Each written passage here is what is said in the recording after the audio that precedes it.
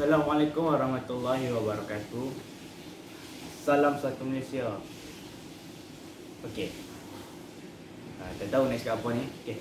Sebelum tu, saya perkenalkan diri saya dulu. Nama saya Muhammad Izharul Ikhwan bin Burhan dari kelas 301. Okey. Pada hari ini saya ingin apa? A few moments later.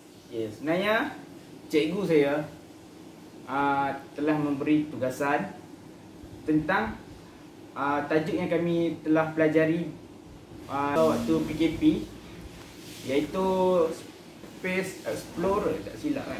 Sekejap.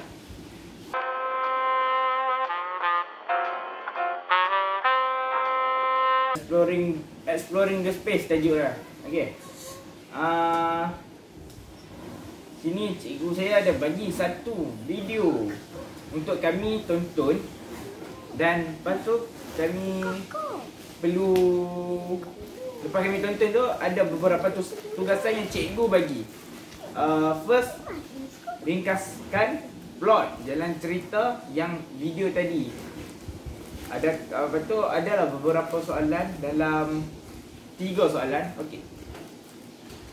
Cerita dia bertajuk Interstellar. Okey.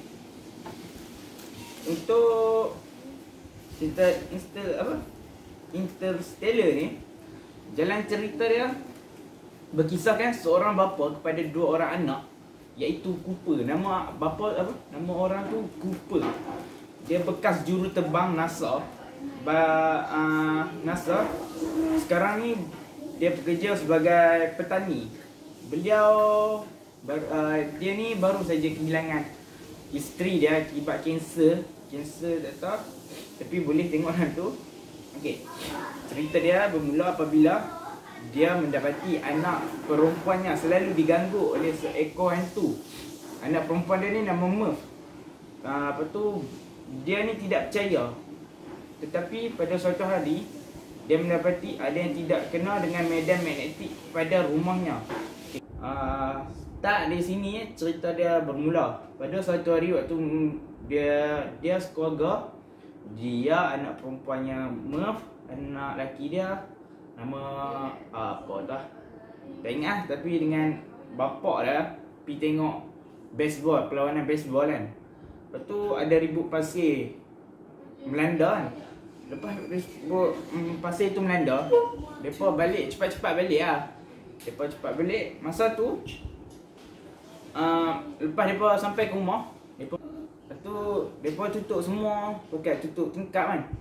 Dan Cooper ni tanya kat Murph, tingkap kat bilik dia tutup, tapi Murph baru teringat yang tingkap kat bilik dia tak tutup.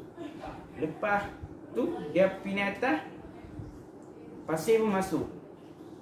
Dia dengan Cooper macam pelik, ada nampak satu mesej yang terbentuk daripada pasir.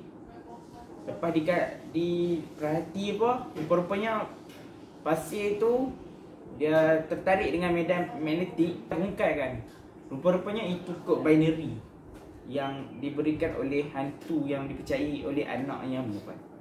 Lepas tu dia kaji kod binary tu, dia telah menjumpai sebuah lokasi. Lokasi ni lokasi rahsia, dan dia ingin membongkarkan lokasi tu. Dia pergi bersama dengan anaknya Murph, dan setelah tiba di tempat tu, rupa-rupanya itu ialah lokasi makmal rahsia NASA. Cooper ni teringin nak masuk kan. Dia nak masuk, lepas tu dia kena tahan. Rupa-rupanya yang menahan dia tu antara orang-orang NASA, antara yang bekas tempat dia bekerja dulu.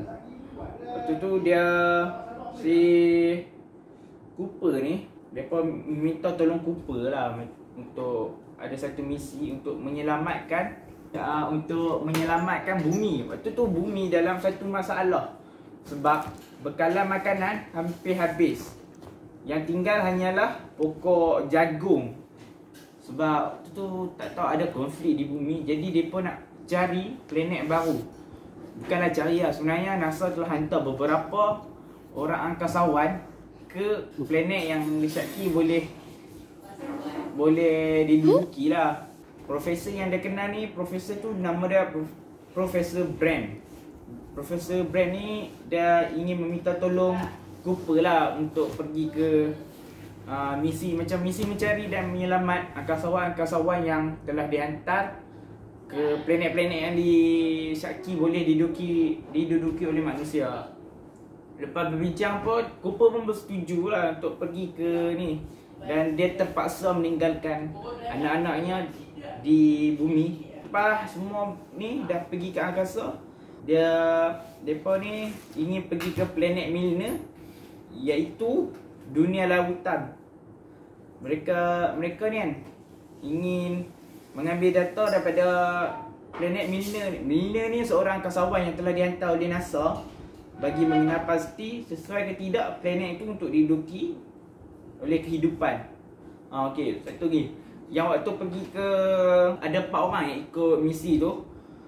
Cooper, anak Dr. Brand, Amelia Brand, lepas tu Romilly dengan Doily. Macam donkey lah, Doily aku tak tahu lah nama apa saya tak. Lepas tiba di planet Milner. Planet Milner ni dia berdekatan dengan Gargantua, iaitu black hole terbesar. Mungkin black hole terbesar, tak silap saya black hole terbesar. Ambil data daripada planet tu dan mengorbankan Doyle akibat dipukul ombak besar. Dan mereka balik ke kapal. Mereka ada kapal utama. Kapal utama mereka tu nama dia Endurance kapal utama mereka. Tak apa. Okay, lepas tu mereka kata gagal apa semua. Mereka bincang mereka nak pergi ke dunia Dr. Man. Dr. Man ni dunia ais. Lepas mereka sampai di dunia Dr. Man, planet Dr. Man tu kan, mereka pun hidupkan Dr. Man daripada tidur yang panjang. Lepas tu Dr. Man bagi tahulah yang kawasan yang boleh diduduki dan ada beberapa tempat yang tak boleh diduduki. Rupa-rupanya Dr. Man ni seorang penipu. Sebab dia nak selamatkan diri dia daripada duduk di planet kan. Dia duduk lama, dia dah rasa terseksa, dia nak selamatkan. Jadi dia nak membunuh Cooper dengan bawa ke tempat yang dia kata ada tempat yang possible untuk kehidupan duduk lah.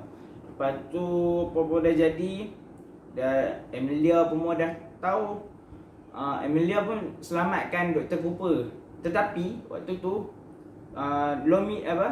Romilly dia duduk di tempat tinggal tempat kemah yang Dr. Man ni buat lah. Jadi dia ingin membaiki komputer Dr. Man, tapi malangnya komputer tu meletup dan mengorbankan Romilly. Jadi tinggallah mereka dua ni.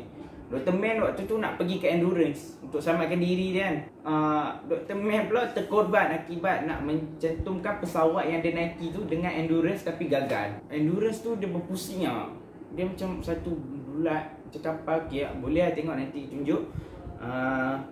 Okay, Endurance ni nak masuk ke dalam Gargantua sebab disedut oleh tarikan graviti black hole.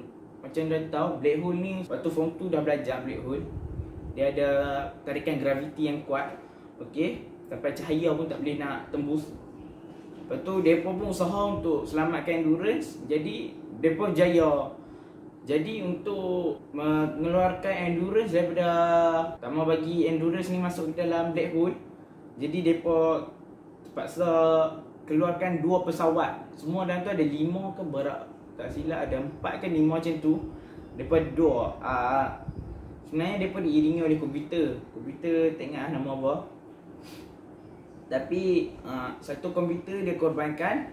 Lepas tu Cooper ni korbankan diri dia juga untuk dia masuk ke dalam Gargantua. Cuma Amelia Brand ni dia pergi ke planet Dr. Edmund. Planet Dr. Edmund ni. Tak apa, lepas tu dia dah masuk ke dalam Gargantua. Dia dah termasuk dalam dunia 4 dimensi atau 5 dimensi ya. Jadi dia pergi ke zaman silam, macam merentas masa. Zaman silam waktu tu dia nampak anak dia, si Murph ni main. Rupa-rupanya dia lah hantu kepada Murph. Dia habang semua untuk selamatkan bumi dan akhirnya Murph berjaya rungkaikan mesej daripada Cooper dan bumi pun selamat. Lepas beberapa tahun Cooper pun dia terkeluar. Lepas terjadi bumi selamat, Cooper terkeluar daripada Gargantua dan terapung-rapung bebas di angkasa lepas. Kan? Dan dijumpai beberapa ketika, cerita tu tak tahu berapa lama dia duduk, tapi dia dah terjumpa. Dan umur waktu dia sedarkan diri, umur dia dah 125 tahun. Waktu tu umur Murph dah tua. Dan dah ngazak. Habis ceritanya. Okey, habis ringkasan yang panjang. Tak ada ringkas sangat. Okey, soalan yang kedua. Kita pergi ke soalan yang cikgu ni. Soalan nak ringkasan yang kedua. Adakah kita boleh melakukan perjalanan luar angkasa, space explore, daripada sistem solar kita? Okey, pada pendapat saya kan, kita boleh saja melakukan perjalanan luar angkasa daripada sistem solar. Macam saintis telah menghantar kapal-kapal angkasa ke luar daripada sistem solar kita, dan lepas ini kemungkinan saintis akan menghantar angkasawan untuk melakukan space explore. Tapi nak cakap yang hantar spacecraft ni hanya ada satu je yang telah terlepas daripada, betul-betul lepas daripada, okeylah, terlepas daripada planet, daripada sistem suria kita ni. Boleh je nak buat perjalanan luar angkasa kan, tapi mengambil masa kan. Kena teknologi pun rasa mungkin lebih tinggi lah. Rasanya boleh kot, saintis boleh buat, tapi memerlukan beberapa tahun, mengambil masa beberapa tahun lagi untuk melakukan space explore bagi menghantar angkasawan lah. Tapi kalau tak menghantar angkasawan pun, hanya hantar spacecraft dah berlaku. Tu soalan ketiga, adakah wujudnya makhluk asing? Okey, saya ingin memberitahu, okey, kalau umum mesti orang akan ingat makhluk asing iaitu yang kepala bulat, kepala bulat, kepala besar, mata bulat, macam bentuk, ada kaki, ada tangan apa. Tapi yang bagi saya kan, sebenarnya makhluk asing ni dia lah hidupan luar yang luar. Tak semestinya macam kita ada tangan, ada kaki, tak semestinya. Dia organisme yang datang daripada luar bumi juga merupakan makhluk asing. Sebab makhluk ni, organisme ni ditakrifkan sebagai makhluk sebab dia mempunyai rangsangan, dan dia mempunyai rangsangan seperti manusia dan haiwan dan seperti tumbuhan. Dia dikira juga makhluk. Okey, jadi saya percaya wujudnya makhluk asing seperti mikroorganisme yang berada di luar sana. Ini dibuktikan lah kan. Pada tahun 1998, angkasawan AS telah membuka panel yang jarang diakses di kapal terbang Mir Soviet Rusia. Waktu tu mereka nak bersihkan kan. Dan mereka telah menemui jisim air yang besar terapung dengan bebas dan ukurannya sebesar bola keranjang. Atau air mungkin wap daripada bumi. Waktu sebelum mereka melepas tu kan ada air kan.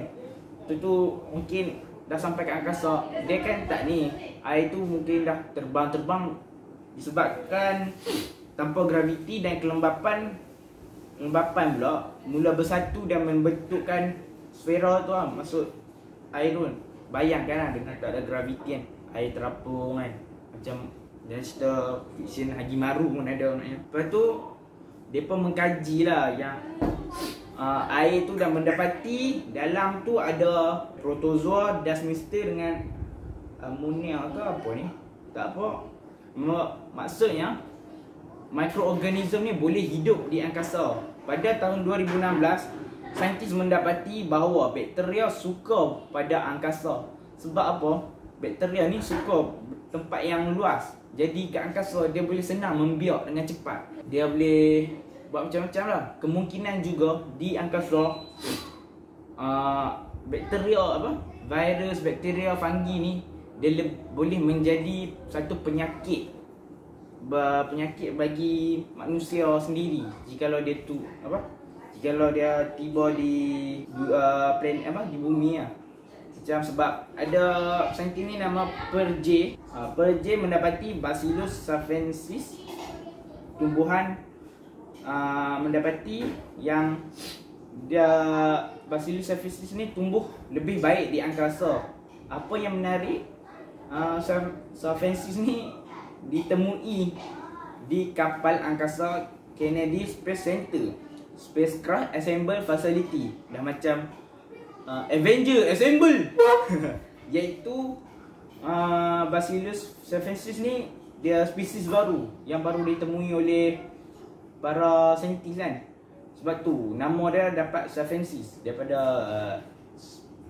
Spacecraft Assembly Facility. Tak tahu lah macam mana, SAF. Lepas tu NSIS tu new species tu. Okay.